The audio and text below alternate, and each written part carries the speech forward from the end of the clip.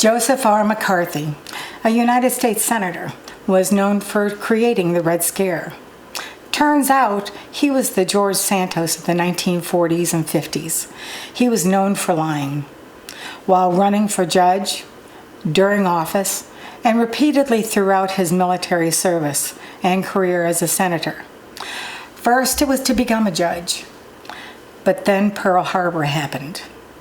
He was guilted into joining the military by another judicial member. Because he was a judge, he was placed in a Marine intelligence, where he gave intelligent briefings for a dive bomber squadron in the Pacific Command. However, he had political aspirations and needed to be seen as a war hero.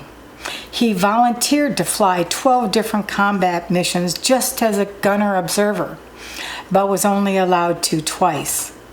He wanted to set the record as the most rounds ever fired, and so the squadron gave him his wish.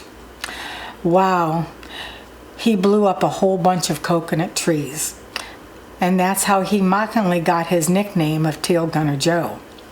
But he didn't stop at that.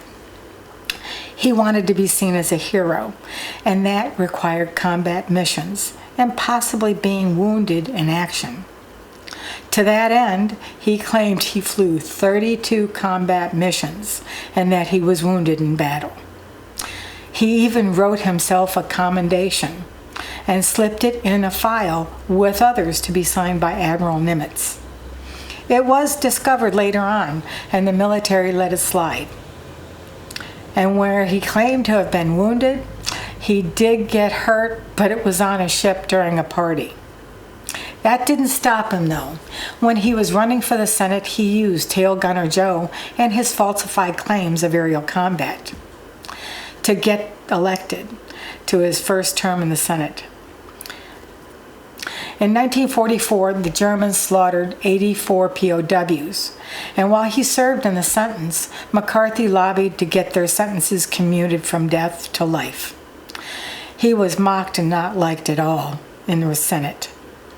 Even the Senate press corps voted him the worst U.S. senator in office at that time. It was also during this time that his anti-Semitic views were coming to light. His admiration for the KKK and the ravings of his copy of Mein Kampf, stating, "That's the way to do it." And while he was in danger of losing his bid for re-election, when on February 9th in 1950, he was asked to speak to the Republican Women's Club of Wheeling, West Virginia. At that time, he raised a piece of paper claiming to have the names of 205 communists.